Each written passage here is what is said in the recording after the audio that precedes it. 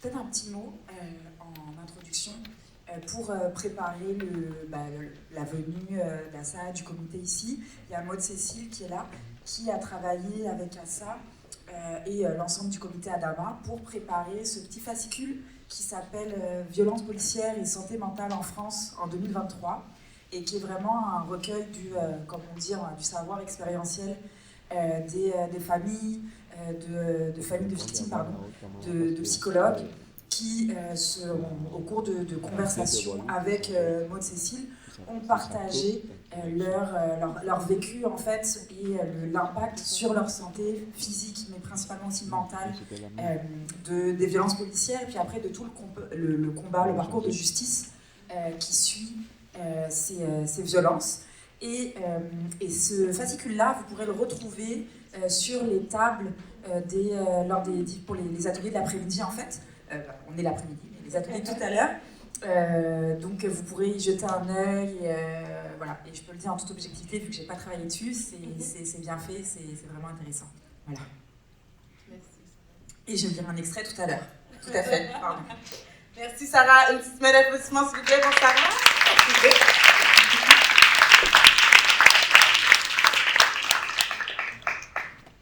Bonjour à tout le monde. Bonsoir. Salam alaikum à vous tous. Merci en tout cas pour l'invitation. Merci de porter le nom de mon frère ici à Montréal. Merci de porter le combat. Quand Sarah m'a appelé, Sarah est une extension du comité Adama ici à Montréal, j'essaye de créer des membres du comité partout où je vais dans chaque pays. Et au Canada, on a eu Sarah depuis 2017. Et on s'est rencontrés, on ne s'est plus quittés. Elle a continué à porter le combat Adama jusqu'à aujourd'hui. Je remercie Stéphanie et toute son équipe, en tout cas, de m'inviter. Ce n'est pas une simple invitation, mais c'est aussi porter le combat Adama et de dire qu'il n'y a pas de frontière entre la France et nous. Il n'y a pas de frontière entre nos combats. Il n'y a pas de frontière entre nos vies. Il n'y a pas de frontière pour dire que chaque vie vaut d'être vécue et personne n'a le droit de mort sur la vie de qui que ce soit. Donc merci à vous tous. Je remercie aussi des amis qui sont là, Zora et sa famille, qui étaient mes voisins, qui ont décidé de venir rejoindre votre pays à Montréal. Et ils sont là aujourd'hui. Je suis extrêmement très contente de les voir et merci beaucoup. Vous avez écouté un extrait du livre de Lettres à Adama. Pour moi, c'est important que vous puissiez écouter ce livre, cet extrait de ce livre, Lettres à Adama, qui est sorti 7 mois après la mort de mon frère. Parce que la vie de mon frère ne commence pas le 19 juillet 2016, le jour de sa mort, mais aussi le jour de son anniversaire. La vie de mon frère, elle commence bien avant. Parce que quand on tue nos frères, quand on tue mon frère, c'est tout d'abord parce qu'il y a une déshumanisation qui est construite autour de leur corps, autour de leur vie. Ils font comme si qu'on n'avait pas d'histoire, comme si que Adama Traoré n'avait pas d'histoire.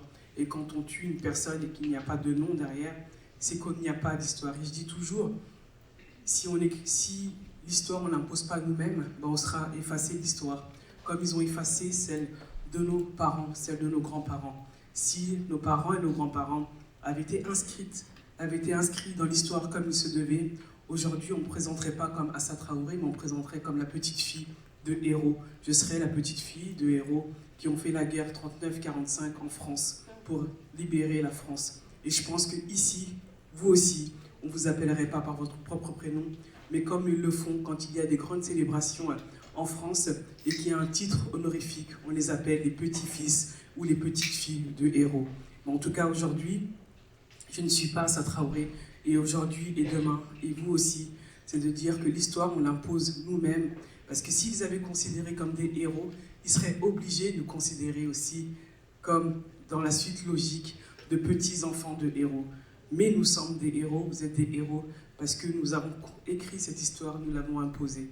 Donc je suis la petite fille de héros qui ont fait la guerre 39-45 en France. Un de mes grands-parents est mort sur le territoire français. Un de mes autres grands-parents est reparti avec une jambe en moins. C'est ce statut-là qu'on doit imposer à nous tous. Et quand on écrit Lettres à Adama, c'est surtout pour vous parler de l'histoire de mon père, de comment mon père a construit cette famille. Je ne peux pas vous parler du combat d'Adama sans vous parler de ma famille. Je ne peux pas vous parler de la mort de mon frère sans parler de l'histoire de ma famille. Parce que nous avons une histoire et elle commence là. Cette histoire-là qui doit être reconnue. Parce que l'histoire fait qu'on va survivre dans le futur. Mon père quitte le Mali à l'âge de 17 ans, comme vous avez entendu. Il va venir fonder et créer sa famille ici. Et avec Adama qui va naître ce 19 juillet à Paris avec sa sœur jumelle et qui va mourir ce jour-là, le 14 juillet, le 19 juillet, dans cette cour de gendarmerie où notre vie va basculer, où la vie de la famille Traoré va basculer, mais sans savoir qu'elle allait basculer parce qu'on n'est pas prêt et personne n'est prêt à mettre de l'argent de côté ou à grandir en se disant dans une famille, il peut avoir un mort, quelqu'un peut mourir. Je m'étais même jamais dit, même pas une seule fois, même pas une seule seconde, qu'on allait tuer un de mes petits frères jusqu'au jour où ça arrive. Et quand mon frère va mourir, moi j'étais pas là, j'étais en Croatie. J'étais éducatrice en prévention spécialisée à Sarcelles pendant 9 ans. Et ce jour-là, je pars, juste pour vous raconter la petite histoire, je suis mère de 3 enfants. Je pars déposer mes enfants chez ma mère le 17 juillet 2016. Et j'ai vu tous mes petits frères, sauf Adama. Aux alentours de 17h, je l'appelle, je lui dis « Madama, je t'attends depuis tout à l'heure. Je dois voyager, je voulais te faire un bisou. » Et il me dit « Ah ça, est-ce que tu veux que je revienne ?» Je lui dis « Non, reste avec tes copains sur Paris. On se reverra la semaine prochaine et je t'ai commandé un cadeau qui arrivera mercredi. » Et il me dit « Tu reviendras de l'aéroport directement ?» Je lui dis « Oui, les enfants sont à la maison, donc je viendrai de l'aéroport. » Et en sortant de mon quartier, je croise les gendarmes. Et quand je croise les gendarmes, c'est un réflexe que moi j'avais, que les autres familles avaient. J'appelle chez moi et je dis à ma mère, il y avait de mes frères qui étaient dehors, j'ai dit, dis à Samba d'aller chercher les enfants, les garçons dehors, les gendarmes rentrent dans le quartier. Il y avait une peur déjà qui était déjà construite autour de la police, autour des gendarmes, sans qu'il se passe quelque chose, et je pense qu'on peut demander ça à n'importe qui, cette peur a été construite. On nous a appris à grandir avec cette peur, et cette peur, on l'avait normalisée, et c'était nous qui devions nous cacher. Et 10 minutes après, on m'appelle, on me dit, mes frères sont tous à la maison, et je repars. Alors que c'est pas normal, mais à l'époque, c'était normal, et c'est ce qui était normalisé pour tout le monde. Je prends l'avion le 18, et le 19, mon frère va mourir. Et quand mon frère va mourir, quand on va m'appeler, je me suis dit, ça y est, ils ont eu un de mes petits frères, ils ont eu un jeune de notre quartier, ils vont pouvoir dormir ce soir tranquillement. Et je me suis dit, il faut que le monde entier sache qu'on a tué mon petit frère. C'est le seul objectif que j'avais à ce moment-là, dans ma tête, dans mon corps, dans tout mon esprit. Parce qu'on était en plein milieu de l'été, j'avais peur qu'on oublie mon frère, j'avais peur qu'on arrive en septembre et que tout le monde reprenne ses activités, et comme si que la mort d'Adama Traoré n'avait pas existé. Et je voyais les enfants rentrer à l'école et les étudiants reprendre. Je m'imaginais cette scène et j'avais peur qu'on oublie mon frère. Je ne voulais pas que mon frère reste un fait divers. Et je me suis dit, le monde entier doit savoir qu'on a tué mon frère. Et c'est l'objectif premier que j'avais, même en rentrant dans mon quartier. Quand mon ami vient me chercher, je lui dis, attends, on est resté 30 minutes devant le quartier. Je lui dis, si gars, si on rentre dans mon quartier, que tout le monde s'arrête et me regarde, c'est que mon frère, il est vraiment mort. Et je sais que là, ma vie va changer. Et on est rentré dans le quartier, il fallait que je rentre parce que c'était pas encore réel, c'était pas encore concret pour moi et j'avais peur de rentrer. J'avais peur à ce moment-là. Et je rentre dans mon quartier et là je vois tout le monde s'arrête et tout le monde me regarde comme si on m'attendait. Je m'arrête pas. Je monte chez moi. Je vais voir mes enfants très rapidement, ma mère, mais c'est très rapide, ça dure une demi-heure. Et je repars dehors. Et là je me suis dit, on a tué mon frère, le monde entier. On saura qu'on a tué Adama Traoré. Et je suis ici en 2023, 7 ans après. Je pense que le monde entier est au courant qu'en France, on tue des hommes noirs et arabes.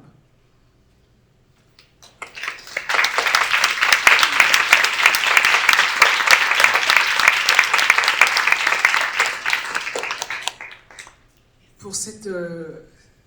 Stéphanie m'a dit, bon bah ça c'est important pour nous qu'on puisse parler de la santé mentale avec les violences policières. Comment se passe la santé mentale. Je lui dis, mais Stéphanie, tu sais, en France, la santé mentale n'existe pas. Elle n'existe pas, la santé mentale, pour les violences policières.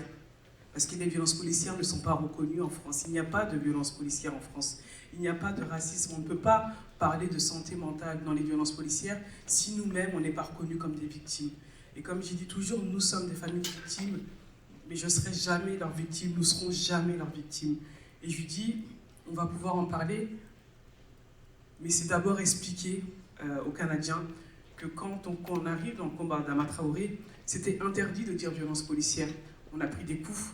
C'était interdit de dire racisme. On a pris des coups. On a mis tous mes frères en prison. J'ai même été, moi, mise en examen et mis sur le banc des accusés face aux gendarmes qui ont tué mon frère. Parce qu'il était interdit de dire. J'avais pris la lettre d'Émile Zola, qui est un très grand écrivain français, parce que pour toucher ceux qui font du mal, il faut aller toucher à leur patrimoine. Et je vais reprendre le livre Émile Zola, et ça a fait la une de tous les journaux, comment Assa Traoré ose reprendre Émile Zola dans l'affaire Dreyfus. Et je vais donner les noms de toutes les personnes qui ont manifesté contre la vérité dans la mort d'Adama. Et ça va me valoir une mise en examen. Mon avocat me dit, mais vous serez mis en examen. Il dit, mais vous savez qu'on va gagner. Je lui dis, mais même si on ne gagne pas, allons-y. Aujourd'hui, ce combat emmènera, je continuerai à donner tous les noms qui se mettront face à la vérité. Et ce procès, je vais voir ce procès, c'est un procès qu'on va prendre, et c'était la première fois qu'en France, qu'on mettait une famille de victimes face à des gendarmes qui ont tué son frère. Pourquoi on fait ça? C'est parce qu'Adama n'est même pas reconnu comme une victime dans un premier temps. Et quand Adama n'est pas reconnue comme une victime, donc comment une femme noire, une femme noire, ose-t-elle se lever et dire que des policiers ou des gendarmes ont tué un homme noir? Déjà, il y a trop le mot noir dans cette phrase. Et pour eux, c'est pas normal qu'on puisse se lever et défendre un de nos frères tué par les forces de l'ordre. Et ce procès va durer 48 heures. Ce procès va durer 2 jours. Ça sera exceptionnel, mais ça sera un très beau procès. Et le dernier mot, quand je vais avoir le dernier mot, on va me dire, Madame Traoré, vous avez un dernier mot, qu'est-ce que vous avez à dire? J'ai dit merci. Grâce à vous, vous avez rendu ma lettre aussi célèbre que celle d'Émile Zola. Un film vient de sortir il n'y a pas longtemps. Il y aura peut-être un film dans 100 ans, dans 200 ans sur le j'accuse d'Assa Traoré. Mais je continuerai à donner les noms des personnes qui se mettront face à la vérité dans la mort de mon petit frère. Et j'ai dit aujourd'hui, vous êtes 3 juges et un procureur. Vous avez le choix que votre nom puisse continuer à aller dans la liste de ce j'accuse. Mais je te donnerai le nom, quoi qu'il arrive. Et personne ne pourra m'empêcher de le faire. Et je vais gagner ce procès. Nous allons gagner ce procès. Et je ne mettrai pas leur nom. Parce que dans ces combats, c'est aussi assumer d'aller à contresens. Quand on va à contresens, il faut se dire qu'il peut y avoir des vitres cassées. Il peut y avoir beaucoup de choses en face. Et on y va. On bloque le tribunal. On a déjà bloqué le tribunal plusieurs fois. Mais si on veut changer quelque chose, il faut aussi changer le système. Il faut aussi aller contre le système. Et c'est ce qui a porté le combat. Et quand on va gagner le combat, les motivations des juges vont dire que le combat Adama appartient à une société civile et que Assa Traoré a le droit de donner le nom des gendarmes. Mais quand ils disent qu'appartenir à une société civile, c'est très important. Quand mon frère va mourir, on arrive, on a beaucoup de militants qui vont venir nous voir, beaucoup d'activistes qui vont venir nous voir, beaucoup de familles qui vont venir nous voir pour nous apporter leur soutien. Un soutien qui va beaucoup nous aider, un soutien qui va beaucoup nous toucher. Mais moi, je vais décider que le comité Adama, on va le construire autrement. On va le construire comme la société civile, parce que nous sommes la société civile. Parce que quand Adama va mourir, moi, je ne suis pas militante. Quand on me présente, on me dit Assa Traoré militante. Je dis non, je ne suis pas militante. Avant d'être militante, je suis Assa Traoré, je suis la sœur d'Adama Traoré. Je suis une mère de 3 enfants. Je suis la mère de quelqu'un, je suis le père, la fille de quelqu'un. Je ne suis pas une militante, avant d'être militante. Et je leur dis, c'est important parce que le mot militant, quand on va tout de suite devant, si on n'en fait pas une société civile, c'est ce qui invisibilise les combats et qu'on a l'impression que ça ne sort pas et que ça reste à l'intérieur. Et je leur dis, le combat Adama appartient à une société civile. Tout le monde doit porter ce combat. Personne ne doit rester spectateur de la mort de qui que ce soit. Personne ne doit assister à la mort des personnes des quartiers populaires. Et je prends toujours l'exemple, je leur dis, mais c'est comme si j'allais à la boulangerie et que je disais à un boulanger, je suis militante parce qu'on a tué mon petit frère. Le militant, le boulanger va me dire, bravo, courage madame, il va me donner ma baguette, je vais repartir. Et si je dis au boulanger, je suis Assa Traoré, je suis la sœur d'Adama Traoré, on a tué mon frère et je me bats. Et ce boulanger peut être pris d'affection pour moi. Ce boulanger peut me regarder comme une sœur, comme une femme, ou comme un citoyen qui se dit, bon bah, c'est pas normal qu'on puisse faire ça. Et c'est important que cette question du militantisme appartienne à une société civile. Et je pose toujours la question, je leur dis, mais on nous a imposé un langage qui est là, mais avant la mort de mon frère, moi, le mot militant ne faisait pas partie de mon vocabulaire, ne faisait pas partie de mon langage. Dans les quartiers, on ne parle pas de militantisme. Ça ne fait pas partie de nos codes et on n'en parle pas. Et quand on arrive, on nous impose le mot militant. Je leur dis, mais moi, je ne connaissais pas ce mot-là avant. Quand on arrive dans ce monde aussi, on nous parle de convergence de lutte. Je dis, mais ça veut dire quoi, convergence de lutte? Ça ne fait pas partie de nos codes. Ça fait pas partie de nos frères qui se font tuer. Et je leur dis, mais ces mots-là, j'ai dit, mais convergence de lutte, ça ne me parle pas. J'ai dit, moi, je parle de solidarité. On va créer de la solidarité. J'ai dit, moi, je suis pour la solidarité. Parce que quand mon frère va mourir, quand les familles viennent chez moi, quand des militants viennent chez moi, ou quand nos voisins viennent chez moi, ils ne viennent pas converger avec nous. Ils viennent nous apporter de la solidarité. Et la solidarité crée des liens affectifs. La solidarité crée de l'amitié. La solidarité crée de la compassion. La solidarité crée de l'empathie. La solidarité crée de l'amour. Et demain, si j'ai un problème, cette solidarité va faire qu'on va créer des alliances. Et ils vont dire, ah ça, on va aller avec toi. Ou moi, je vais dire, je vais aller avec toi. Et quand on a le 2 juin et le 13 juin, et qu'il y a plus de 80 000 personnes dans la rue, on nous dit, mais comment vous avez fait? Je leur ai dit, 2020, je leur ai dit, on a créé de la solidarité. Parce qu'avec le mot convergence des luttes, j'avais l'impression que la personne qui avait en face de nous, elle avait l'impression qu'on venait dénaturer son combat et qu'on venait prendre la parole dans ce qu'il faisait. Et la personne faisait elle faisait des pas en arrière plus qu'en avant. Et la personne avait peur. Elle dit, mais quand on converge, il a l'impression qu'on vient dénaturer son art, on vient dénaturer ce qu'il a fait. Et je leur dis, non, moi je ne viens pas converger avec toi, je viens d'abord créer des liens de solidarité. Ces liens de solidarité, on va créer des alliances, et quand on crée des alliances, on y va et on est encore plus fort. Et on a décidé de créer le combat Adama autour de ça. On a décidé d'ouvrir le combat Adama sur d'autres luttes. La toute première lutte, par exemple, elle a été faite avec les femmes de ménage de Honnête. Moi, ma mère était femme de ménage de Honnête, faisait le ménage dans les gares SNCF, sauf que c'est des femmes qui étaient exploitées. On peut remonter dans l'histoire de la SNCF avec les Chibani, les Marocains qui travaillaient pour la SNCF, où cette exploitation, elle continue. Et on va aller à ce piquet de grève qui va durer plus de 2 mois. Et ensuite, on va aller avec les sans-papiers, le personnel médical. On va l'ouvrir vraiment à tout le monde, l'écologie. Et on va dire que ce combat doit appartenir à une société civile. Tout le monde doit porter ce combat, personne. Et tout le monde doit porter d'autres combats. Je ne peux pas demander la liberté de vie et la liberté d'expression, la liberté de tout dans la mort de mon frère quand l'autre est oppressé à côté. C'est pas vrai. On reproduit ce que l'État fait. Et on n'est pas là pour reproduire ce que l'État fait. On est là pour créer des solidarités entre tout le monde, pour que personne ne subisse des oppressions, mais on est là pour aller aider l'autre quand il en a besoin, sans savoir ce qu'il fait, même si ça n'a rien à voir avec nous. C'est de dire, on porte le combat et on y va, et chacun repart à ses occupations. Et on me dit souvent, mais nous, on veut t'aider à ça, mais comment on fait? Je leur dis, moi, avant d'être la sœur après, je suis la sœur d'Adama Traoré, je suis devenue militante, mais militante au front. On va au front, on va aux marches, on va bloquer les tribunaux, on va prendre la parole, on est devant. Mais tout le monde ne peut pas aller devant. Tout le monde ne peut pas prendre la parole.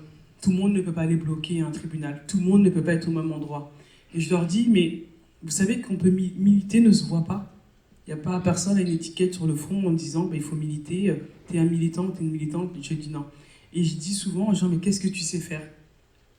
On a un exemple concret, il y a Maud Cécile qui est là, qui est illustratrice, qui a dessiné. Maud Cécile est très timide, elle ne prend pas beaucoup la parole.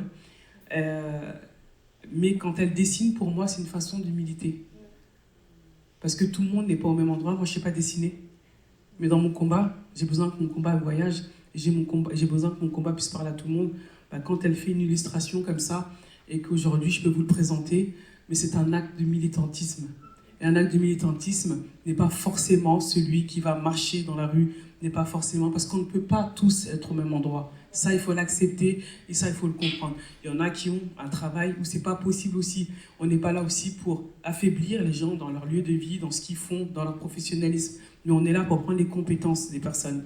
Youssoufa a fait un concert pour mon frère à La Cigale, quelques mois après la mort de mon frère. Je ne sais pas organiser un concert à La Cigale. C'est un acte de militantisme. Et je veux revenir à mon boulanger. Parce que le combat d'Adama, on l'a construit localement. Et quand on le construit localement, on fait beaucoup de barbecue au début. On n'a pas d'argent. Et quand je vais voir le boulanger, que le boulanger me donne des baguettes ou me fait à moitié prix, et qui me dit, mais en tout cas, c'est une façon à moi de te soutenir parce que je ne peux pas venir. C'est un acte militant quand il fait ça. Quand un photographe vient faire des photos pour mon combat ou pour d'autres combats, c'est un acte militant. Quand quelqu'un me dit, mais moi je sais faire que des sites internet, je dis, mais j'ai besoin d'un site internet. Il sera sur son ordinateur peut-être pendant 18 heures et que c'est une personne qu'on ne va jamais voir. Mais ce site internet n'apparaît pas nulle part. C'est une personne qui va le faire et c'est un acte militant. Tout le monde peut être militant. Tout le monde peut faire quelque chose. Il faut juste reconstruire ce qu'il y a, le mot militant et ce qu'il y a derrière et comment on peut l'utiliser et comment ce mot militant peut appartenir à une société civile et de dire moi je sais faire ça. J'ai dit mais moi j'ai besoin de ça. Quand on me fait une affiche, je ne sais pas faire d'affiche pour communiquer. Et quand on me fait une affiche, j'en ai besoin. C'est un acte militant. Quand les étudiants viennent me voir, ils me disent je leur dis mais tu sais écrire. Tu sais écrire sans faire de faute d'orthographe. On a besoin de texte. Tu sais écrire en construisant un texte. Ça, c'est un acte militant que tu peux nous apporter en plus de tes études. Tu sais, on a besoin de personnes qui pensent. On a besoin de penseurs. Parce que nos combats que nous menons, c'est des combats qui doivent être aussi... Militer ne veut pas dire juste militer. Il y a plein de choses autour de militantisme. Mais ce que la société, l'État ne veut pas, c'est l'intellectualisation qu'il y a aussi autour du militantisme. L'intellectualisation autour du militantisme, c'est ce qui fait peur. C'est pas juste être militant, c'est de dire qu'est-ce qu'on fait, qu'est-ce qu'on construit derrière tout ça. Et ça, c'est important. Et quand on construit le combat Adama autour de tout ça, on arrive à le construire. On arrive à faire énormément de choses. On a participé au premier rapport de l'ONU sur les afrodescendants et les noirs dans le monde entier en 2020, qui est sorti en 2021, que j'ai été présenté à l'ONU à New York. Ça fait partie de la stratégie du combat, de comment on ouvre et comment on impose toutes ces grandes instances et de dire que vous allez prendre aussi le combat. On va faire en sorte que le combat des pauvres appartienne aussi au combat des riches. Ça, c'est important.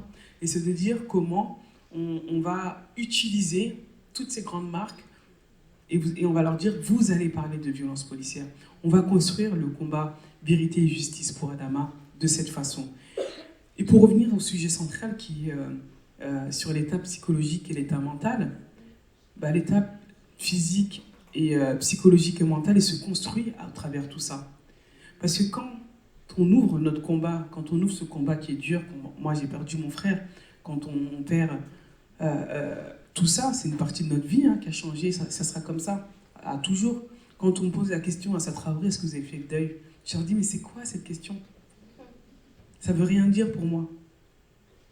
On est dans l'acceptation, parce que moi je suis croyante, mais ils ont eu un contrôle sur nos sentiments à vie. Parce que tout ce qu'on fera dans notre vie, jusqu'à notre dernier souffle, on pensera à Adama. Tous les repas de famille qu'on fait, on pense à mon frère. Quand on fait un plat qu'Adama il aimait, on pense à mon frère. Quand à la maison, on a tous une place préférée à la maison. Quand on part, on dit c'était la place de Adama. Quand il y a une naissance, quand il y a un événement, quand on monte des courses, en fait, tout ce qu'on va faire dans notre vie, que le combat soit terminé ou pas terminé, ils ont eu un contrôle sur nos sentiments qui ne pourra jamais s'enlever. Et quand on nous dit, est-ce que vous avez fait le deuil? Je ne sais même pas si on arrive à répondre à cette question. Aujourd'hui, on avance avec notre combat. Quand on a des naissances, mon frère, aujourd'hui, on a des Adama, dès qu'il y a un enfant qui naît, on l'appelle Adama. En fait, j'ai envie de dire, on n'est pas là pour faire le...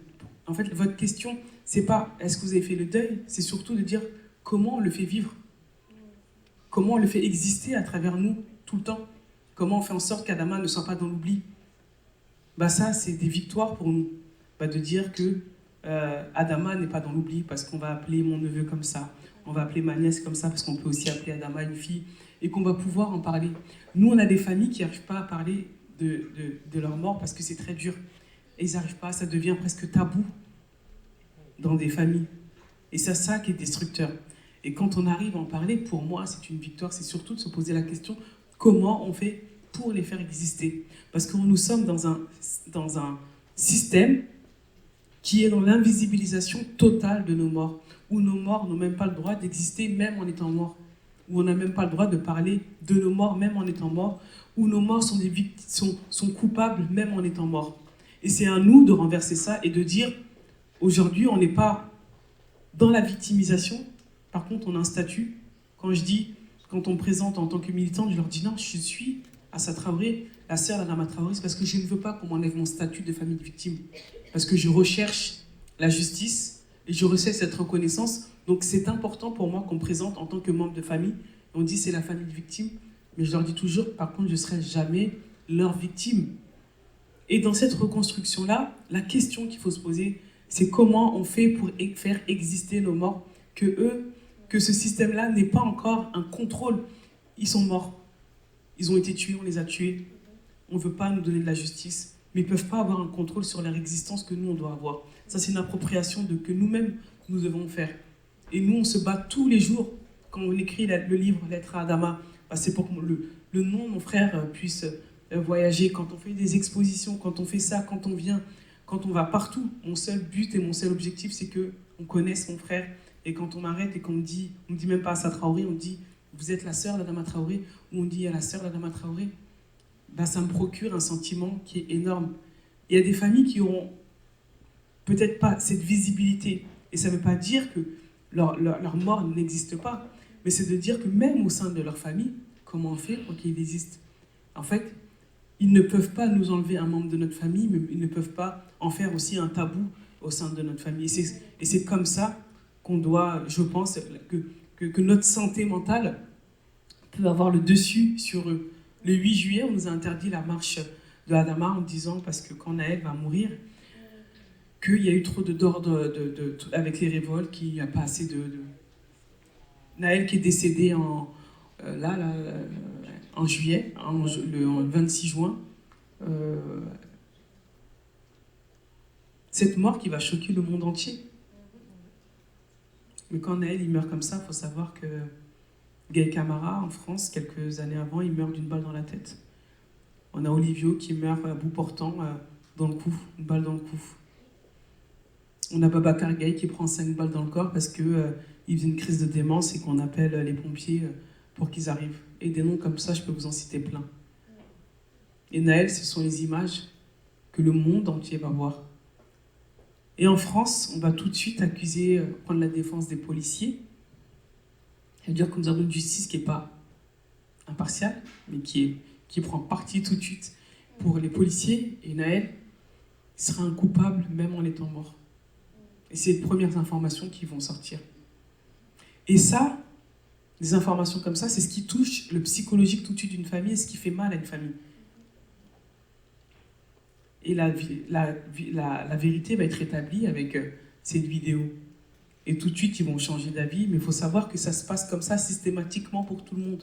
C'est vrai que c'est dur pour les familles de pouvoir, d'entendre de parler de son mort de manière sale, de manière mauvaise, de manière méchante. Il n'y a même pas de nom. Et le plus dur dans les combats, il commence là. La maman de Naël, elle me dit, mais Assa, quand toi tu sors dehors, on était ensemble à Paris, elle me dit, tout le monde vient te regarder comme une héroïne. Elle m'a dit, moi, on me regarde avec de la pitié. Je lui dis, tu sais, Mounia, moi, ça fait 7 ans. Ce que tu ressentais, j'ai ressenti la même chose au début. J'avais l'impression que tout le monde me regardait. J'avais l'impression que quand il y avait quelque chose qui sortait, ou même quelque chose de très minime, j'avais l'impression que tout le monde était au courant et que tout le monde me regardait, que même les gens dans la voiture me regardaient. Mais c'est pas vrai. Je lui dis, Mounia, c'est un sentiment par lequel on passe tous. Je dis, ces gens-là, ils veulent juste t'apporter de l'amour. Et je l'ai compris après, moi. Et je leur ai dit, mais ils vont pas avoir un contrôle sur moi. Et je lui ai dit, ne pense pas ça. Ne pense pas que les gens te regardent par pitié. C'est de l'amour qu'ils veulent te donner. Et je lui ai dit, on est passé par là, et je pense qu'on passe tous par là. Et après, c'est de dire, bon, comment on fait? C'est à nous de faire exister nos morts, mais c'est pas à eux de décider les sentiments que nous allons avoir. C'est peut-être facile pour moi de le dire. Ça fait 7 ans, il y a plein de facteurs à prendre en compte. Il faut avoir une famille. Nous, on est une famille très entourée, on est très proches. Il y en a, ils n'ont pas forcément de famille. Il y en a, c'est très compliqué. Il y a tous ces facteurs-là qui sont à prendre en compte. C'est pour ça que quand on fait de nos combats d'une société civile, bah, ça devient le problème de tout le monde. Ça devient le problème du voisin. Ça devient le problème de la personne qui a vu à la télé. Et un acte de bienveillance, ça fait du bien à tout le monde, ça fait du moral à tout le monde. C'est ça qui fait du bien. Et c'est d'ailleurs qu'on sort de l'entre-soi et qu'on ne reste pas que entre nous, on ne reste pas que entre familles de victimes, on ne reste pas que entre notre famille. Ça, c'est destructeur. Et ça, ça ne fait pas forcément du bien. Et quand le combat et quand tout le monde a pris ses responsabilités, que bah, quand on va avoir une famille, quand on se déplace, quand on y va, bah, faut pas penser que c'est quelque chose qu'on sort de, qu'on ne doit pas le faire parce que peut-être qu'on n'a pas notre place. En fait, tout le monde a sa place. À ce moment-là, on veut juste que le monde entier, que ces gens-là comprennent ce qu'on vit. Et quand on ressent ça, bon, on prend le combat autrement. Donc, au-delà des familles, les autres personnes ont un rôle très important. Ils ont un rôle très, très, très important. L'État et le gouvernement, ils ont un manuel.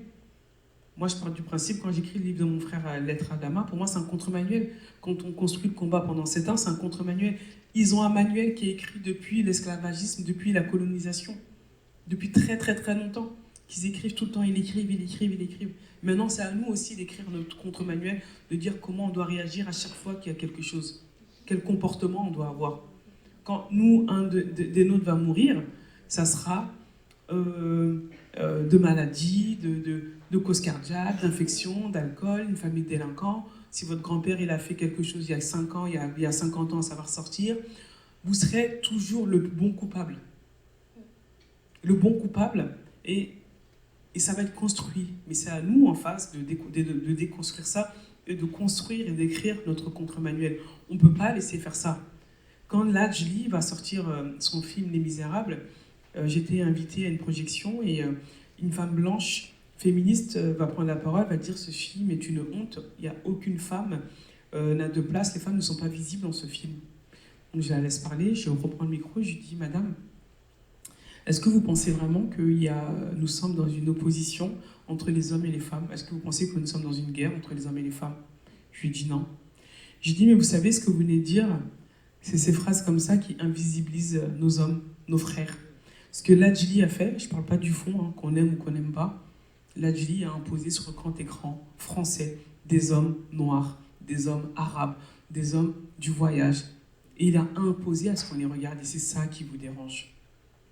J'ai dit parce que si on avait imposé nos frères, ces hommes-là, il y a 15 ans, il y a 10 ans, il y a 20 ans, je sais pas, peut-être qu'Adama Traoré ne serait pas mort ce 19 juillet. Peut-être qu'on le regardait avec humanité. Parce qu'en fait, c'est des hommes qu'on aurait regardés. J'ai dit dans votre phrase, ce que vous êtes en train de dire là, ben, elle tue nos frères. Elle déshumanise nos hommes. Moi, je remercie Lajli parce qu'il a fait monter ces hommes noirs, arabes, et les gens du voyage qui sont aussi dedans. Ils ont monté les marches de Cannes, les tapis rouges avec fierté. Ils ont traversé le monde entier. Ils sont venus à un grand festival ici aux États-Unis.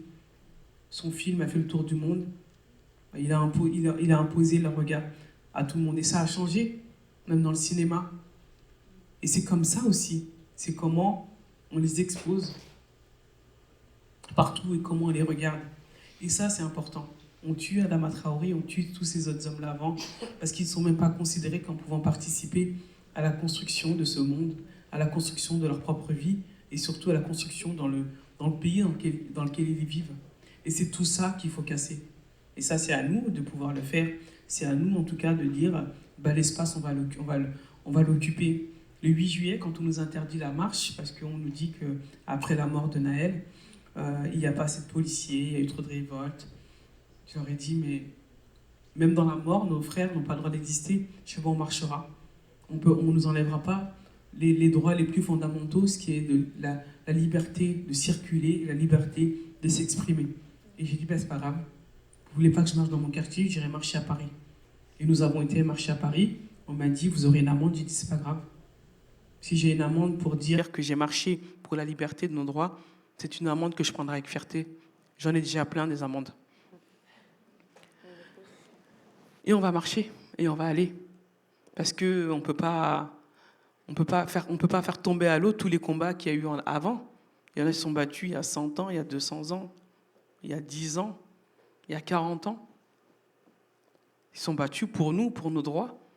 Donc on n'a pas à avoir peur, c'est eux qui ont peur de nous. Parce que s'ils n'avaient pas peur de nous, ils ne réagiraient pas aussi violemment. Donc c'est à nous de continuer à rester structurés et à continuer à défendre nos droits. Et quand on y va tous ensemble, je n'étais pas toute seule dans la rue. Je leur dis, le nom d'Adama, le nom de tous les autres existe grâce à tout le monde. Et on va marcher dans la rue. Mais à la fin de cette manifestation, on va mettre un de mes frères à terre, Youssouf, qui va subir un plaquage ventral. Le monde entier va capter ces images. Et je leur ai dit, voilà pourquoi on doit marcher. Parce qu'en France, quand tu es un noir, quand tu es un arabe ou quand tu es une personne de couleur, c'est soit tu es en prison, soit tu es à terre, soit tu es sous terre. Continuons à marcher pour ça. Et quand ces images sortent, je leur dis, c'est pour ça qu'on doit marcher. Et on n'a pas le droit d'arrêter pour ça. Pour nos familles, pour tout le monde, pour toute la jeunesse qui va arriver, pour les filles, pour les garçons, pour tout le monde. Parce qu'aujourd'hui, on est dans un monde où on arrive à tuer, surtout en France, le racisme est très décomplexé. Donc la santé mentale, c'est très loin là-bas, c'est même pas reconnu. Et je vais vous dire quelque chose qui n'a rien à voir avec les violences policières, mais c'est juste pour vous parler de l'état de santé. Quand on était enfant, il y a 30 ans, il y a 25 ans, quand on était un enfant qui sortait des quartiers populaires, quand tu étais noir, quand tu étais arabe, quand tu étais un enfant de couleur, quand ça ne se passait pas très bien en classe, on disait que c'était un enfant dissipé, qui n'écoute pas, qui ne dort pas chez lui, des parents qui ne s'en occupent pas. C'est un enfant qu'on va punir, qu'on va réprimander, qu'on va humilier, qu'on va frustrer. Pourquoi je prends cet exemple ? Mon frère Bagui, il y a 4 ans, on découvre que mon frère a un gros handicap. Il est dyslexique. La dyslexie est reconnue comme un handicap en France. Sauf qu'à l'époque, pour tous ces enfants-là, la dyslexie n'était pas reconnue. Ceux qui ne voyaient pas très bien n'étaient pas reconnus. Ceux qui n'entendaient pas, ce n'était pas forcément reconnu. Ceux qui étaient hyperactifs, ce n'était pas reconnu. C'est des enfants qu'on a mis de côté. C'est des enfants qu'on a volontairement mis de côté. C'est des enfants qui ont grandi avec des frustrations, qui ont grandi avec des humiliations, qui ont grandi avec des brimades. C'est des enfants qui ont été rejetés par l'éducation. On parle de l'école, mais on parle de la santé. Parce qu'on n'a pas fait attention à leur santé. On n'a pas fait attention s'ils étaient dyslexiques, ou s'ils n'entendaient pas, ou s'ils ne voyaient pas bien. Aujourd'hui, un gros travail est fait. Tout ça est dénoncé. Et mon frère était un très, très gros dyslexique. Mais moi, mon père est mort, j'avais 14 ans.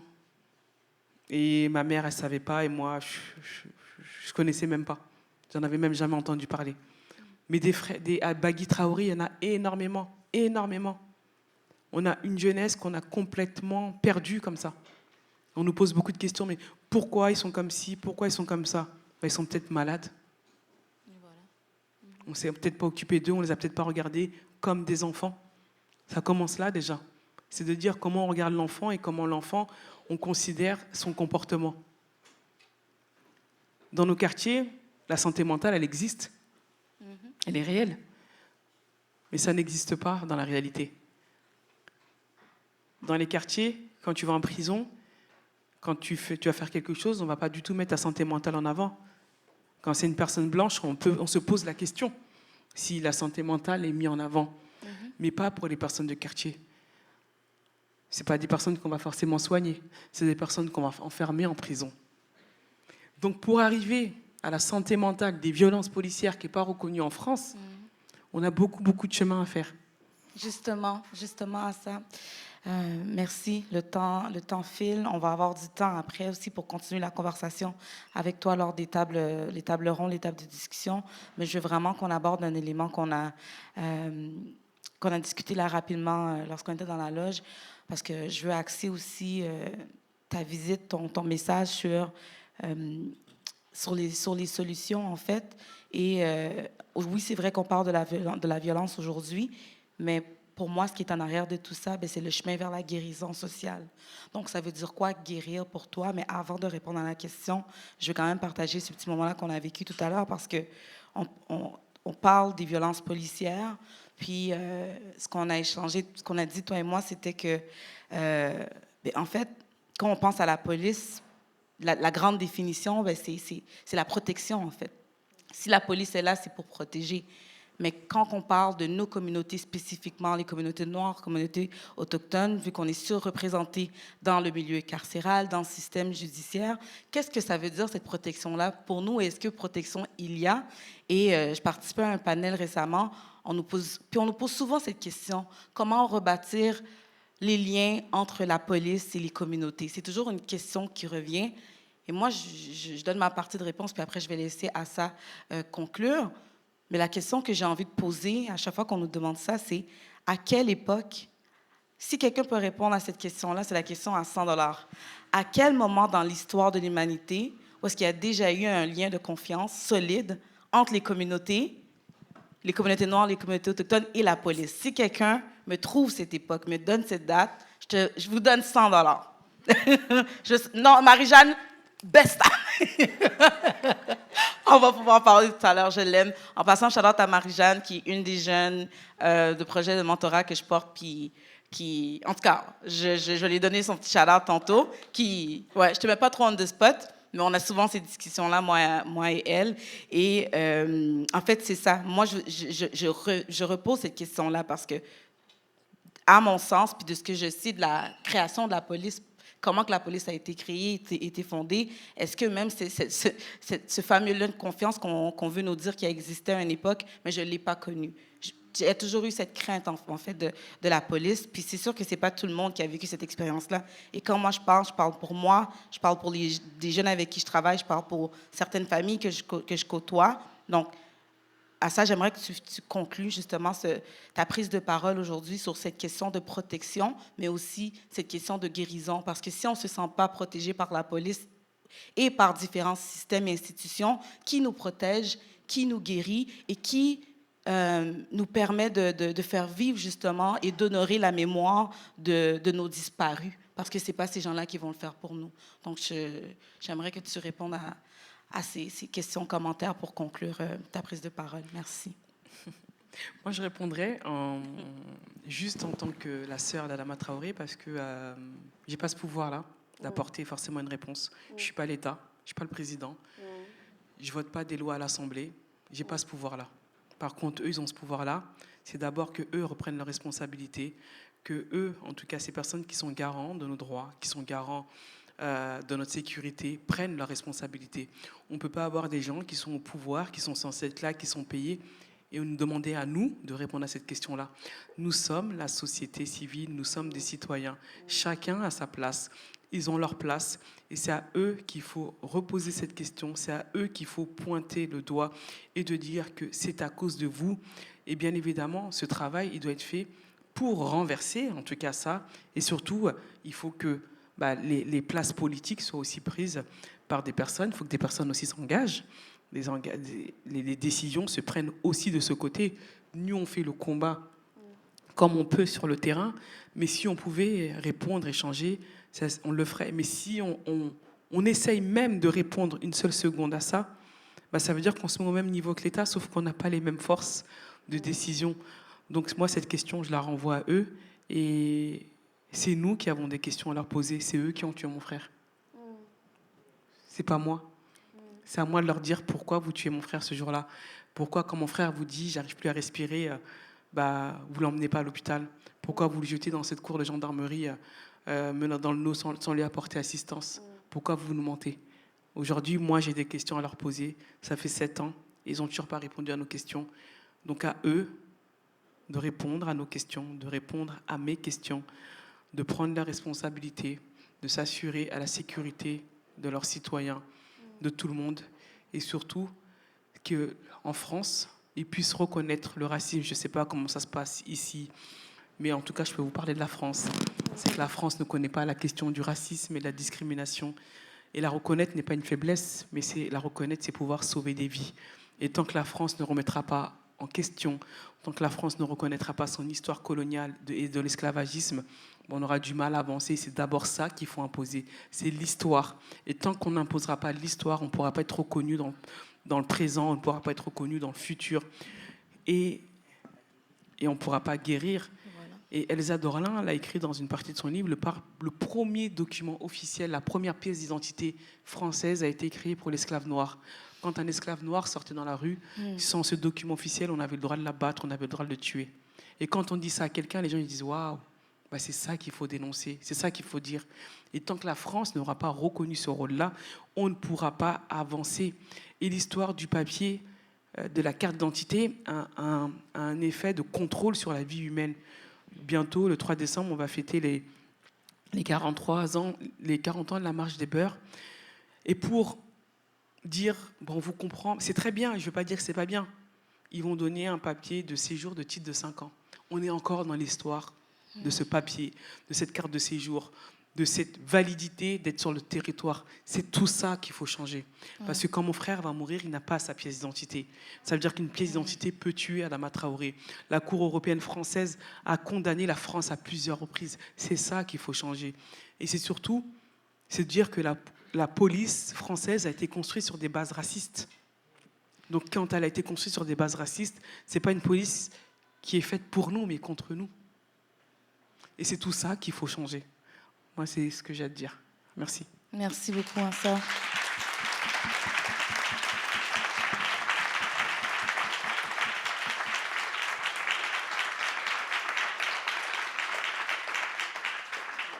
Merci énormément, Assa. Merci, Sarah. On fait pas de période de questions parce qu'on continue la conversation, comme je l'ai dit tout à l'heure, dans les tables de discussion. Mais là, Déborah, je pourrais peut-être te laisser annoncer nos prochains invités. Mais juste pour vas-y. On a le livre Lettres à Adama qui se trouve dans la librairie juste à côté. L'extrait que je vous ai passé. Moi, je vous invite tout à l'heure à aller. Elle a plein de livres que moi j'ai achetés aussi. On fera une signature pour ceux qui voudront prendre le livre aussi. Et c'est aussi important parce que nos librairies ont besoin de survivre. Il faut qu'on leur redonne la fonction qu'elles avaient avant. Et donc voilà. Et on avait fait une première discussion en 2017 et aujourd'hui, pour moi, si on le fait dans sa librairie, c'est bien. Et je ne sais pas si Sarah a le temps de lire quelques lignes avant d'avancer. Vas-y. C'est un extrait d'un texte de Anne-Charlotte, qui est une membre du comité Adama, et qui parle de l'importance de se préserver. Elle dit « Moi, je ne suis pas à la place d'une famille et d'une victime. On ne doit pas s'accaparer la douleur des personnes. Au quotidien, ça ne me pèse pas tous les jours, mais je dose et j'adapte ma participation au sein du comité par rapport à ce que je suis capable d'encaisser au quotidien, à côté du reste, de ma vie personnelle. Il faut savoir équilibrer les choses, surtout lorsqu'on a affaire à un condensé d'événements négatifs, difficiles.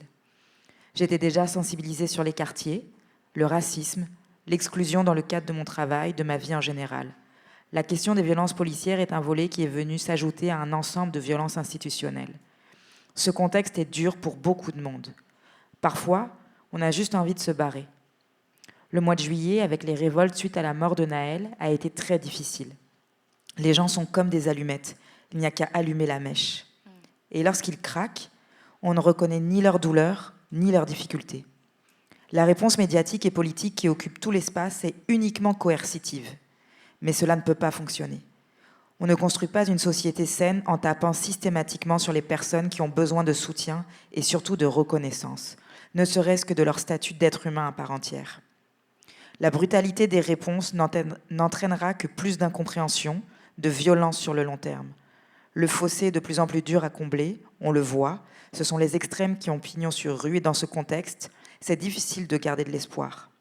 Prendre soin de soi, de sa santé mentale et de ses proches devient donc une priorité.